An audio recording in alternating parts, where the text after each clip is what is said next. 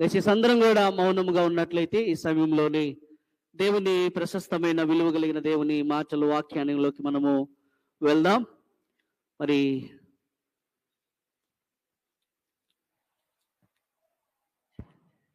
ఆదికాండము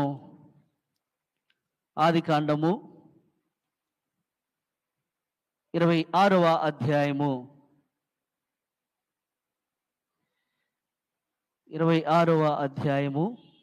13వ వచనాన్ని మనం చదువుకొని ముందుకు వెళ్దాం. ఆదికాండము 26వ అధ్యాయము 13వ వచనం. అతడు మిక్కిలి గొప్పవాడగు వరకు క్రమక్రమముగా అభివృద్ధి పొందుచు వచ్చెను. ప్రభునందు ప్రియమైన దేవుని సంఘమా, మరి నేటి దినమున మనము దేవుని యొక్క వాక్యంలో మనం వెళ్ళినప్పుడు ఇక్కడ ఇస్సాకును గూర్చినటువంటి సుబోధ మనము చూస్తూ ఉన్నాం. ఇక్కడ ఇస్సాకు జీవితంలోని అతడు మిక్కిలి గొప్పవాడగు వరకు క్రమముగా అభివృద్ధి పొందుచు వచ్చెను అనేటువంటి మాట మనం చూస్తూ ఉన్నాం. అయితే ఈరోజు ఇంత శ్రేష్టమైనటువంటి, ఇంత ఆశీర్వాదకరమైన మరి సమయాన్ని దేవుడు అనుగ్రహించి ఉన్నాడు. ఇది యెహోవా ఏర్పాటు చేసిన దినము. దీని యందు మనం అందరం కూడా ఏం చేయాలట? ఉత్సహించి సంతోషించేటువంటి సమయాన్ని మనకిచ్చి ఉన్నాడు. మరి నిజంగా శ్రేయాన్స్ మరి బ్రదర్ శ్రీనును సింధు గారులను ప్రేమించి వారికి ఇచ్చినటువంటి కుమారుడు శ్రేయాన్స్ను వారి జీవితాల్లో నిజంగా ఎంతో గొప్ప మేలు, ఒక స్వాస్థ్యంగా దేవుడు వారికి అనుగ్రహించి ఉన్నాడు.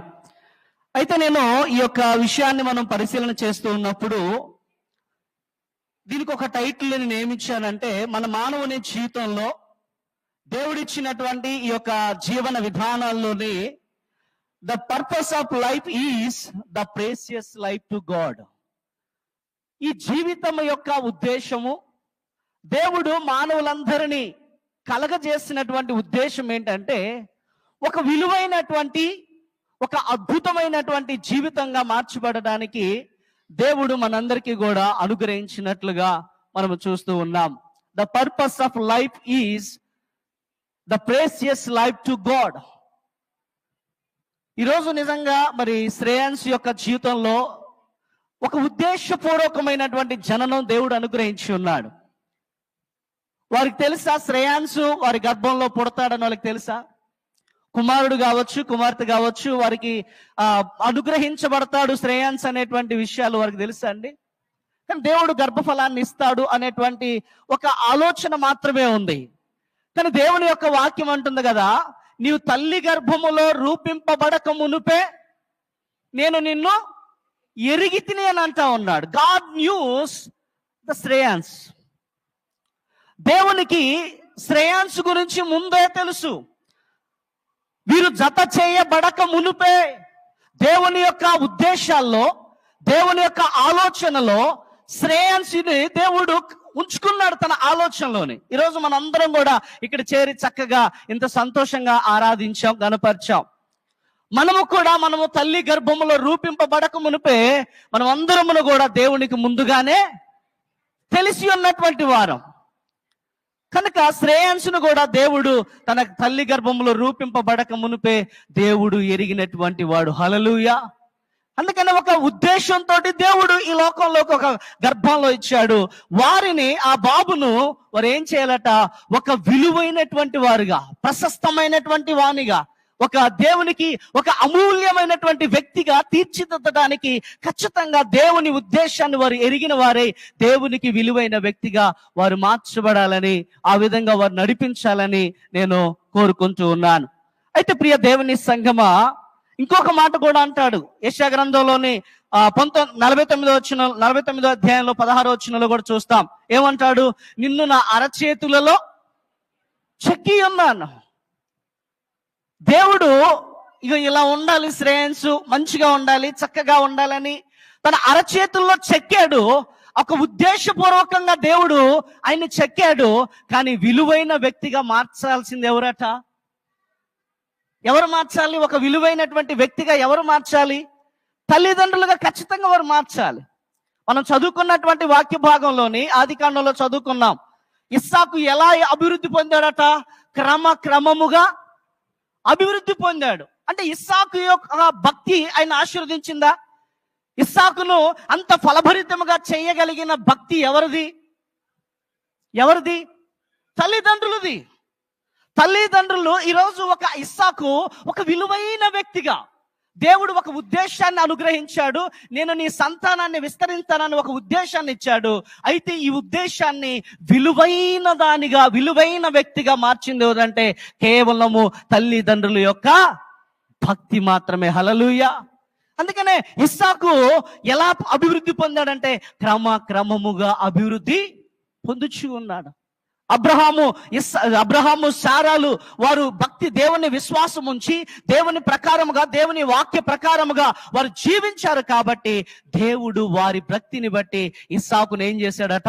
ఒక విలువైన వ్యక్తిగా, దేవుని ఉద్దేశాన్ని దేవునికి విలువైన వ్యక్తిగా ఇస్సాకును తన జీవితంలో దేవుడు మలిచినట్లుగా మనము చూస్తూ ఉన్నాం. అయితే ప్రియ దేవుని సంగమా, కీర్తనల గ్రంథంలో కూడా ఒక మాట అంటాడు దేవుడు, మన దావీదు గారు ఏమంటాడు? పిండమునై ఉండగా నీ కన్నులు నన్ను చూశాను. మొట్టమొదట తల్లి గర్భములో రూపింపబడక మునిపే నేను నిన్ను ఎరిగినవాడు. దేవుడు శ్రేయాన్సును ఎరిగినటువంటి వాడు. బ్రదర్, ఇది చూడాలి మీరు ఖచ్చితంగా. ఇవి మీకే. ఈరోజు ఇస్సాకు క్రమముగా ఆశీర్వదించబడడానికి, అభివృద్ధి పరచబడడానికి తల్లిదండ్రులు అబ్రహాము మరి సారాలు తన కుమారుని ఆ విధముగైనటువంటి మార్గాల్లో వారు నడిపించారు. కాబట్టి మీరు కూడా అటువంటి విధానంలోని, దేవునికి ఒక ఉద్దేశం ఉంది, ఒక టాపిక్ అదే, the purpose of life is to the precious life to God. ఒక ఉద్దేశపూర్వకమైన జీవితము దేవునికి విలువైన సాధనముగా, దేవునికి విలువైన వ్యక్తిగా మార్చబడేటువంటి విధంగా మన పిల్లలను మనము ఆశీర్వదించాలండి. ఈరోజు తల్లిదండ్రుల భక్తి పిల్లల్ని ఏ విధంగా మారుస్తుందండి? ఒక ఆశీర్వాదకర్తలుగా మారుస్తూ ఉంది. దేవునికి విలువైన వ్యక్తులుగా, దేవునికి అమూల్యమైనటువంటి వ్యక్తులుగా మార్చబడింది కేవలము తల్లిదండ్రుల యొక్క విశ్వాసం, తల్లిదండ్రుల యొక్క భక్తి, తల్లిదండ్రుల యొక్క నడిపింపు ద్వారా. మరి ఆ విధముగా ఈరోజు పరిశుద్ధ గ్రంథం మనం చూస్తూ ఉన్నాం. అనేక మంది ఆశీర్వదించబడడానికి గొప్ప తల్లిదండ్రుల యొక్క విశ్వాస జీవితమే బిడ్డలకు ఒక విలువైన, దేవునికి విలువైన వ్యక్తులుగా మార్చబడినట్లుగా మనం చూస్తూ ఉన్నాం. ఈరోజు నిజంగా మరి దేవుడు శ్రేయాన్సును ప్రేమించి ఒక ఉద్దేశంతో, నేను నిన్ను ఎరిగిన దేవుణ్ణి అన్నాడు, నా కన్నులు నిన్ను చూసి అన్న దేవుడు ఈరోజు శ్రేయాన్సును ఒక ఉద్దేశంతో దేవుడు మరి వారి గర్భంలో జన్మింపచేశాడు. ఆ ఉద్దేశాన్ని దేవునికి విలువైన వ్యక్తిగా వారు జీవింప చేయడానికి వారు తోడ్పాటు, వారి విశ్వాసం, వారి భక్తి ఖచ్చితంగా తోడ్పడాలని ప్రభు పేరట మీ అందరికీ మనవి చేస్తూ ఉన్నాను. ఒకసారి ద్వితీయోపదేశ కాండము, అసలు ఎటువంటి విధానాల్లో దేవుడు మరి పిల్లలను మనము నడిపించాలి, ఎటువంటి విధానాల్లో మనం నడిపించినప్పుడు వారు ఒక ఆశీర్వాదం, అంటే దేవునికి విలువైన వ్యక్తులుగా ఎలా మార్చబడతారనేది ఒకసారి మనము చూద్దాం. ద్వితీయోపదేశ కాండము 30వ అధ్యాయము, ద్వితీయోపదేశ కాండము 30వ అధ్యాయము 20వ వచనాన్ని మనం చదువుకొని ముందుకు వెళ్దాం.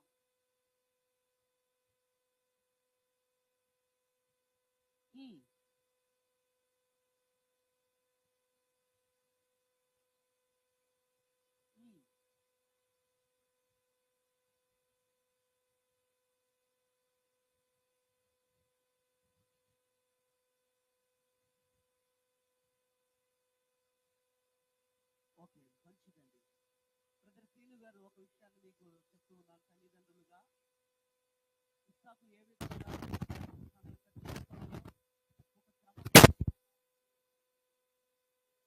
అబ్రహాము గారు మరి సారా గారి యొక్క భక్తి, దేవుని పట్ల ఉన్న విశ్వాసం, నిరీక్షణ, ఈరోజు ఇస్సాకు యొక్క జీవితాన్ని దేవుడు ఒక అమూల్యమైనటువంటి విలువైనటువంటి వ్యక్తిగా ఇస్సాకును మార్చినట్లుగా మనం చూస్తూ ఉన్నాం. ఏ విధమైనటువంటి విధానాల్లో బాబును నేర్పించాలి, ఏ విధమైనటువంటి మార్గాల్లో దేవునికి ఒక ఉద్దేశంతో దేవుడు శ్రేయాన్నిచ్చాడు. ఆ ఉద్దేశాన్ని నీవు బిడ్డను విలువైన వ్యక్తిగా మార్చాలంటే ఖచ్చితంగా ఈ విషయాలు జాగ్రత్తగా గమనించాలి. మొట్టమొదటిగా మనం చూసుకున్నట్లయితే చదువుకుందాం. ఒకసారి 20వ వచనం చదువుతున్నాను. నీ పితరులైన అబ్రహాము, ఇస్సాకు, యాకోబులకు ఆయన ప్రమాణము చేసిన దేశములో మీరు నివసించినట్లు యెహోవా నీ ప్రాణమునకును నీ దీర్ఘాయుష్యునకును మూలమై ఉన్నాడు. మొట్టమొదటి ఏమంటున్నాడండి? నీ ప్రాణమునకును నీ దీర్ఘాయుష్యునకును మూలమై ఉన్నాడు. దేవుడు దీర్ఘాయుష్యును అనుగ్రహించేటువంటి దేవుడని మనకు సూచిస్తూ ఉన్నాడు. కాబట్టి నీవును నీ సంతానమును బ్రతుకుచు నీ ప్రాణమునకు మూలమైన నీ దేవుడైన యెహోవాను చదువుదాం ఒకసారి. నీ దేవుడైన యెహోవాను మొట్టమొదటిది ప్రేమించి, రెండోది ఆయన వాక్యమును విని, మూడోది ఆయనను హత్తుకొనున్నట్లును జీవమును కోరుకొనుడి. హల్లెలూయా. ఎలా నేర్చుకోవాలట? మొట్టమొదటిది ప్రేమను, దేవుణ్ణి ప్రేమించేటువంటి విధంగా, దేవుణ్ణి ప్రేమించేటువంటి విధంగా మనము బిడ్డను నేర్పాలి. ఈరోజు నిజంగా ఇస్సాకు అంతగా ఫలింపబడడానికి, క్రమక్రమంగా ఆశీర్వదించబడడానికి అబ్రహాము ఎంతగా దేవుణ్ణి ఇష్టపడ్డాడో, అబ్రహాము ఎంతగా ప్రేమించాడు దేవుణ్ణి, ఆ విధమైనటువంటి ప్రేమ తండ్రి యొద్ద నుంచి ఇస్సాకు నేర్చుకున్నాడు. దేవుణ్ణి ఎలా ప్రేమించాలో, దేవుణ్ణి ఏ విధంగా విధేయత చూపాలో, దేవునికి ఏ విధముగా భయభక్తులు కలిగి జీవించాలో తండ్రి యొద్ద నుంచి, తండ్రి నేర్పిన విధానాల నుంచి ఇస్సాకు నేర్చుకున్నాడు. క్రమక్రమముగా ఆశీర్వదించబడడానికి ఒక కారకుడుగా, దేవుని యొక్క ఉద్దేశాన్ని, దేవుని యొక్క ప్రశస్తమైనటువంటి వ్యక్తిగా ఇస్సాకు తన జీవితంలో జీవించినట్లుగా మనం చూస్తూ ఉన్నాం. మొట్టమొదటిగా మనము ఇక్కడ చూసుకున్నట్లయితే దేవుణ్ణి ప్రేమించాలట. ఒకసారి మనము దేవుణ్ణి ప్రేమ విషయంలో మనం చూస్తూ ఉంటే, ఏ విధమైనటువంటి ప్రేమ ఈ లోకంలోని 4 ప్రేమలు ఉన్నాయండి. ఎన్ని ప్రేమలు ఉన్నాయి ఈ లోకంలో? 4 ప్రేమలు ఉన్నాయి. చెప్పగలుగుతారా ఎవరైనా? 4 ప్రేమలు. ఒకటిది అగాపే ప్రేమ, 2 స్టార్గే, 3 ఫిలియో, 4 ఎరోస్. ఈ లోకంలోని మానవ సంబంధాల మధ్య 4 ప్రేమలు ఉన్నాయి. ఎక్సెప్ట్ అగాపే ప్రేమ, ఈ 3 ప్రేమలు కూడా ఆశించదగినటువంటి ప్రేమ, ఆశించదగినటువంటి ప్రేమ. మనం ఒకసారి ముందుగా చూసుకున్నట్లయితే, ఒకసారి ఈ 4 ప్రేమల విషయంలో మనం చూస్తే, మొట్టమొదటిగా మనం చూసినప్పుడు ఫిలియో. ఇది బ్రదర్లీ లవ్. ఈ ప్రేమ అనేది ఒక అన్నదమ్ముల మధ్య ఉండేటువంటి, సహోదరుల మధ్య ఉండేటువంటి ప్రేమ. ఇది, ఈ బంధం నిరంతరం నిలుస్తుందా అండి? ఇది నిరంతరం నిలిచేటువంటి బంధమేనా, ప్రేమేనా వీరి మధ్య ఉన్న ప్రేమ? So it is not real love. ఈ ప్రేమ కాదు మనము నేర్చుకోవాల్సింది, ఈ ప్రేమలో కాదు మన బాంధవ్యం కలిగి ఉండాల్సింది. రెండోదిగా మనము చూసినట్లయితే Eros, the love of Eros. ఇదేంటంటే మనం చూసుకున్నప్పుడు భార్యాభర్తల మధ్య ఉన్నటువంటి ప్రేమ. ఈ లోకంలో చూస్తూ ఉంటే భార్యాభర్తల మధ్య ప్రేమ కూడా చల్లారిపోతా ఉన్నదండి. మొట్టమొదటిదేమో ఫిలియో, బ్రదర్లీ లవ్. రెండోది ఎరోస్, ఇట్స్ రొమాంటిక్ లవ్, అంటే ఫ్యామిలీ, ఒక భార్యాభర్తల మధ్య ఉండేటువంటి ప్రేమ. మూడోదిగా మనము చూసుకున్నట్లయితే స్టార్గే. ఇది the affection of the father and son, అంటే ఫ్యామిలీలో, కుటుంబంలో ఉండేటువంటి ప్రేమ. ఈ ప్రేమ చివరిదిగా చెప్తూ ఉన్నాను, అగాపే ప్రేమ. ఈ ప్రేమ నిరంతరము నిలిచేటువంటి ప్రేమ. ఈ ప్రేమలో ఏమి లేదండి, నటన లేదు. ఈ ప్రేమలో ఏం లేదు, పక్షపాతం లేదు. ఈ ప్రేమ విలువైన ప్రేమ. ఈ ప్రేమ దేవుని ప్రేమ, అగాపే ప్రేమ.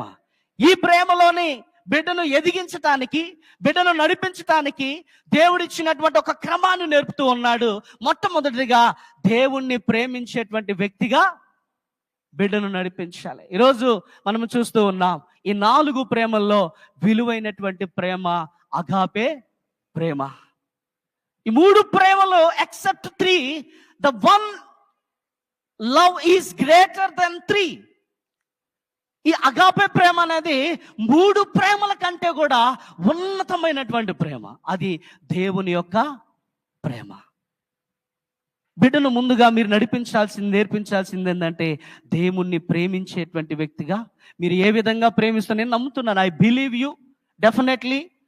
అబ్రహాము శారాలు వారి జీవన విధానం బిడ్డలకు ఏ విధంగా ఆశీర్వదించబడదో, మీరు కూడా మీ భక్తిని బట్టి, మీ విశ్వాసాన్ని బట్టి, మీరు దేవుని పట్ల కలిగి ఉన్న ప్రేమను బట్టి ఖచ్చితంగా మీరు బిడ్డను మొట్టమొదటిది దేవుణ్ణి ప్రేమించే వ్యక్తిగా మీరు ఉండాలని మనం చేస్తూ ఉన్నాను. ఎందుకంటే ఈ లోకంలో ఉన్న ప్రేమలో మనం చూసాం, స్టోర్గే, ఎరోస్, ఫిలియో, ఈ ప్రేమలన్నీ కూడా ఒక ఆశాజనకమైనటువంటి ప్రేమలు. మనం ప్రేమిస్తే ప్రేమిస్తారు, ద్వేషిస్తే ద్వేషిస్తారు.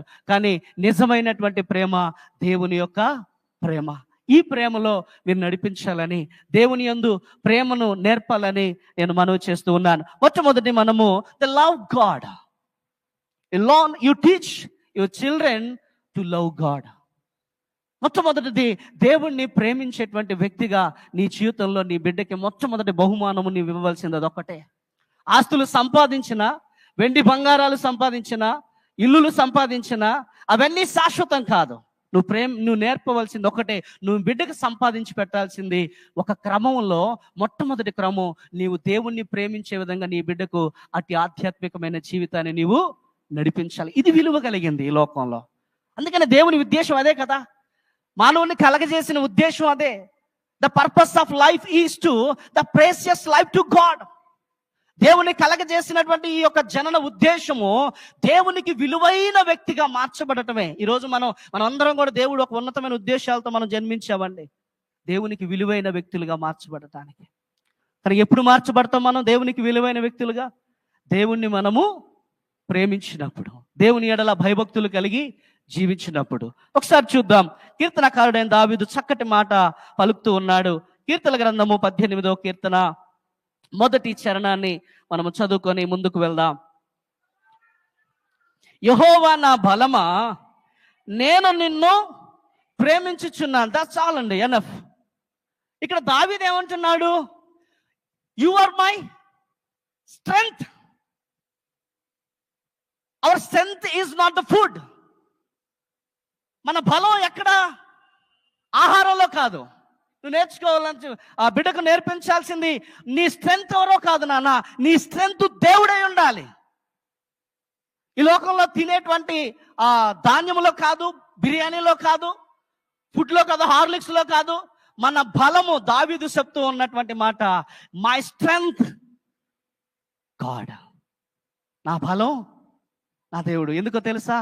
నేను బలహీనుడిగా ఉన్నప్పుడు నన్ను బలపరిచే దేవుడు. హల్లెలూయా.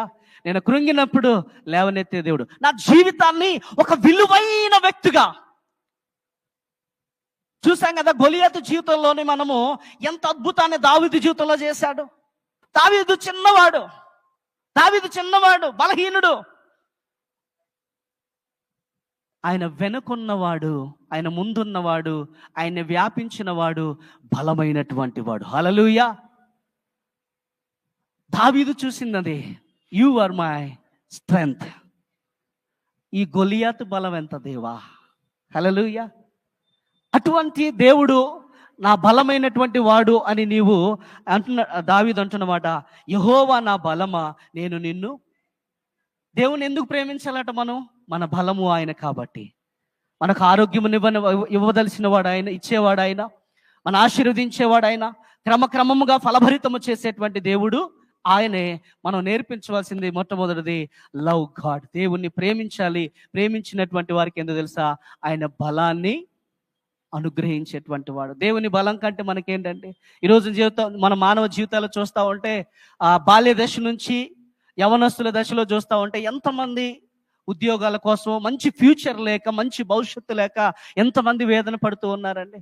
కానీ దేవునిలో మాత్రము ఖచ్చితంగా మనల్ని ఆశీర్వదించగలిగిన వాడు ఆయన మాత్రమే అని మనం దేవుణ్ణి ప్రేమించేటువంటి విధంగా మరి బిడ్డను నేర్పాలని మనం చేస్తూ ఉన్నాను. అదేవిధంగా 26వ కీర్తనలో కూడా 8వ చరణాన్ని మనం చూసుకున్నట్లయితే అక్కడ కూడా ఒక మాట, శ్రేష్టమైన మాట దావీదు గారు పలుకుతూ ఉన్నాడు. చదవండి అమ్మా. యెహోవా నీ నివాస మందిరమును, నీ తేజో మహిమ నిలుచు స్థలమును నేను ప్రేమించుచున్నాను. హల్లెలూయా. మొట్టమొదటిగా దేవుని యొక్క ప్రేమలో బిడ్డను ఎదిగింప చేసినప్పుడు, దేవుణ్ణి ప్రేమింప చేసినప్పుడు, మొట్టమొదటిది దేవుడు బలమైన దేవుడు, బలమునిచ్చేవాడు అని ఉంది. ఎప్పుడు కూడా ఆ బలహీనుడిగా మార్చబడ్డు, ఆయన వెళ్ళు ప్రతి స్థలంలో కూడా దేవుడు ఉండి ఆశీర్వదిస్తాడనేటువంటి శ్రేష్టమైన ఆ ప్రేమను మీరు పరిచయం చేయాలని తల్లిదండ్రులుగా నేను మనం చేస్తూ ఉన్నాను. రెండోదిగా ఆయన్ను దేవుణ్ణి ప్రేమించుటలో ఇంకో ప్రేమ ఏంటట, నీ యొక్క తేజో మహిమ మందిరమును నేను ప్రేమించుచున్నాను అంటున్నాడు. మందిరాన్ని ప్రేమించేటువంటి వాడుగా, దేవుని సన్నిధిలో నిత్యము దావీదు అంటాడు కదా, నా జీవిత కాలం అంతయు నేను యెహోవా మందిరములో నివసింపగోరుచు ఉన్నాడు. ఈ ఫస్ట్ బర్త్డేలోని దేవుడు ఆ ఎక్స్పీరియన్స్లో ఫస్ట్ బర్త్డే దేవుడిచ్చాడు. ఈ యొక్క పుట్టినరోజు యొక్క ఈ తన జీవితాన్ని ఒక ఉద్దేశంతో దేవుడు అనుగ్రహించాడు. ఒక విలువైన వ్యక్తిగా బిడ్డను మార్చగలిగింది కేవలం తల్లిదండ్రులుగా, బంధుమిత్రులుగా వారికి ఆ యొక్క బాధ్యత ఉన్నది. మొట్టమొదటి ప్రియ దేవుని సంఘమా, మరి ఆత్మీయ బిడ్డలారా, బిడ్డను మీరు ఖచ్చితంగా దేవుని మందిరాన్ని ప్రేమించేటువంటి వ్యక్తిగా మీరు నేర్పించాలని మనం చేస్తూ ఉన్నాను. దావీదు ఏ విధంగా, అయ్యా నీ తేజో మహిమ నిలుచు స్థలమును నేను ప్రేమించుచున్నాను అన్నాడు. ఈరోజు బిడ్డలు చాలా మంది తల్లిదండ్రులు మందిరానికి వస్తా ఉన్నారు, కానీ నాకు నిజంగా ఒక చాలా సంతోషదాయకమైన విషయం ఏంటంటే, సీను బ్రదర్ విషయంలోనే, అంటే వారి కుటుంబ విషయంలో 14 సంవత్సరాలు ఆవరణంలో ఉన్నారు. నీ ఆవరణంలో ఒక్క దినము గడుపుట, మరి వాళ్ళు 14x365 రోజులు కూడా వారు ఎక్కడున్నారట, ఆవరణంలో ఉన్నారు. అంటే ఒక్కొక్క డే 1000 దినముల కంటే శ్రేష్టం అన్నారు. ఎన్ని వేల దినాలు వారు దేవుని సన్నిధి ఆ మందిర ఆవరణలో ఉన్నారు. ఆ బ్లెస్సింగ్స్ వారు అనుభవిస్తూ ఉన్నారు.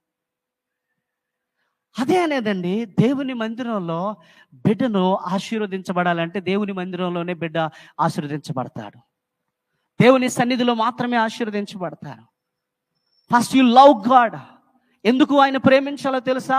బలమై ఉన్నటువంటి వాడు అని. రెండోది ఎందుకు ప్రేమించాలో తెలుసా?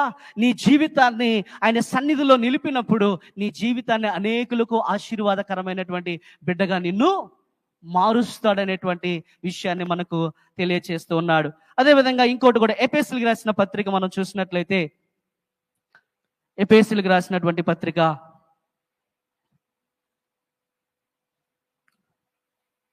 4వ అధ్యాయము 15వ వచన భాగాన్ని చదువుకొని మనము ముందుకు వెళ్దాం.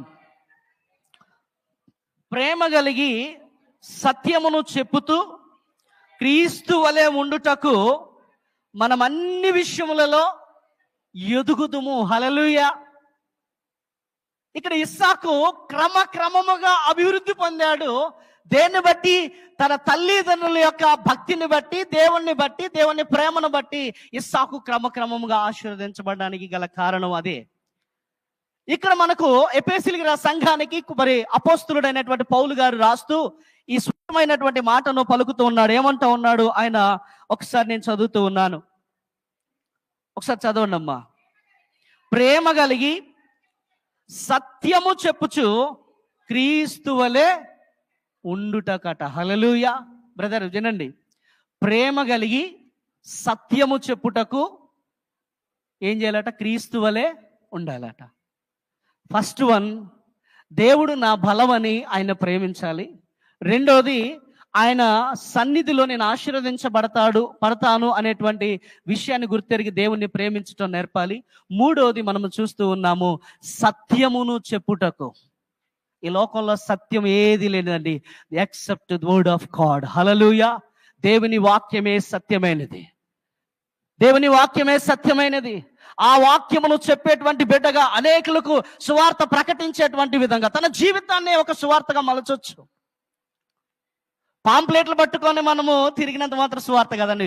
మన జీవితాన్నే ఒక సువార్తగా బిడ్డను మలిచేటువంటి విధంగా ప్రేమ కలిగి సత్యము చెప్పుతూ క్రీస్తు వలె ఉండుటకట. క్రీస్తు వలె. ఆయన మనసు ప్రేమ కలిగింది, ఆయన మనసు క్షమాగుణం కలిగినది.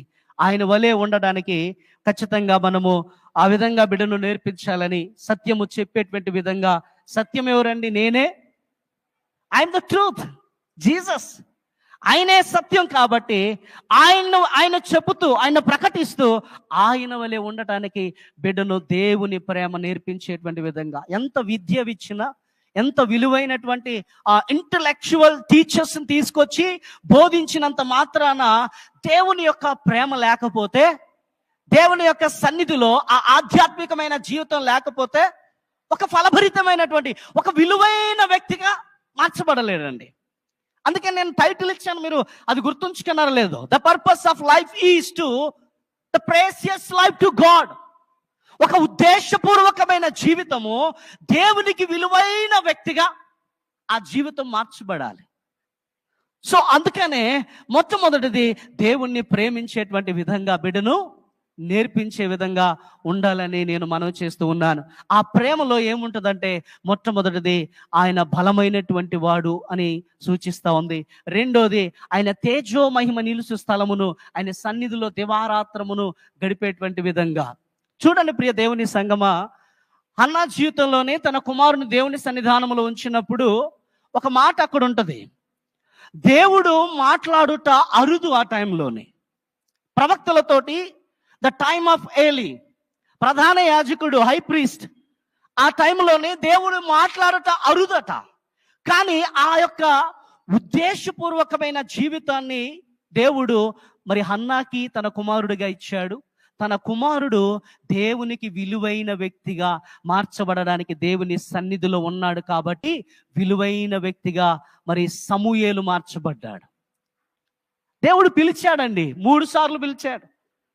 ఫస్ట్ టైం వెళ్ళి అయ్యా మీరు పిలిచారా అని అంటే నేను పిలవలేదన్నాడు. రెండోసారి మీరు పిలిచారంటే పిలవలేదన్నాడు. మూడోసారి వెళ్తే రెండోసారి ఏలీ గారు అన్నారు, అయ్యా ఈసారి పిలిస్తే నేనున్నాను. అంటే దేవుని సన్నిధిలో the voice of God, the proclaiming the voice of God, దేవుని యొక్క వాక్యము, దేవుని యొక్క స్వరము దేవుని సన్నిధిలో వినిపించబడతా ఉన్నది. అందుకనే దావీదు అంటూ ఉన్నాడు, అయ్యా నీ మందిరములోని తేజోమహిమ నిలుచు స్థలమును నేను ప్రేమించుచున్నాను. తేజోమహిమ ఎక్కడ నిలుస్తుంది? అతి పరిశుద్ధ స్థలంలో మందసము దగ్గర తేజోమహిమ నిలుస్తూ ఉన్నది. ఆ మందసము దేనికి సాదృశ్యం? క్రీస్తుకు సాదృశ్యం. దావీదు అందుకనే నేను ఆ తేజోమహిమ నిలిచే స్థలమును ప్రేమిస్తూ ఉన్నాను, ఆ యేసయ్యను నేను ప్రేమిస్తూ ఉన్నాను, నా కొరకు మరణించబోయే ప్రభువుని నేను ప్రేమిస్తూ ఉన్నానని ఆ ప్రేమను దావీదు వెల్లడిపరుస్తూ ఉన్నాడు. కనుక ప్రియ దేవుని సంగమా, మరి ఆత్మీయ కుటుంబమా, మీరు ఆ విధంగా బిడ్డను దేవుణ్ణి ప్రేమించేటువంటి విధంగా మీరు నడిపించబడాలని మనము చేస్తూ ఉన్నాను. అదేవిధంగా 6వ అధ్యాయంలో మనం చూద్దాం ఒకసారి. ఎఫెసీయులకు రాసిన పత్రికలోనే 6వ అధ్యాయము 24వ వచనాన్ని చదువుకొని ముందుకు వెళ్దాం. మన ప్రభు అయిన యేసు క్రీస్తును శాశ్వతమైన ప్రేమతో ప్రేమించు వారందరికీ కృప కలుగును. హల్లెలూయా. బ్రదర్స్ గమనించాలి, మొట్టమొదటిది నీవు దేవుణ్ణి ప్రేమించే వ్యక్తిగా నీవు బిడ్డను నడిపించినట్లయితే దేవుడు శక్తిమంతుడు, బలం ఇవ్వగలిగిన వాడని గుర్తిస్తాడు. రెండోది, దేవుని యొక్క సన్నిధానమును ప్రేమించిన వాడు, అంటే క్రీస్తును ప్రేమించినట్లయితే ఖచ్చితంగా ఒక ఆశీర్వాదకరమైన బిడ్డగా మారుస్తూ ఉన్నాడు దేవుడు. మూడోదిగా మనము చూస్తూ ఉన్నట్లయితే సత్యమును ప్రకటించేటువంటి విధంగా, అంటే క్రీస్తును ప్రకటించేటువంటి విధంగా బిడ్డను ఆ ప్రేమలో మీరు నడిపించాలని మనం చేస్తూ ఉన్నాను. నాలుగోదిగా మనం చూసుకున్నట్లయితే ఎవరైతే క్రీస్తును శాశ్వతమైన ప్రేమతో ప్రేమిస్తారో వారికి ఏం కలుగుతుందట? కృప కలుగుతుంది. ఎంత దేవుని యొక్క కృప కంటే విలువైందే ఉందండి ఈ లోకంలో. దేవుని కృప కంటే విలువైందే ఉంది. పర్వతాలు తొలగిన, మెట్టలు దద్దరిల్లినా నీ కృప నన్ను విడిచిపోదు. ప్రభు అంటాడు, నా కృప నీకు చాలును, దట్స్ ఎనఫ్ టు మీ. అది నేర్పించాలి. దేవుని కృప చాలు. దేవుని కృప ఉంటే ఖచ్చితంగా ఒక దేవుని ఉద్దేశాన్ని విలువైన వ్యక్తిగా, దేవునికి విలువైన వ్యక్తిగా దేవుడు శ్రేయాంసును మార్చునుగాక. ఆమేన్.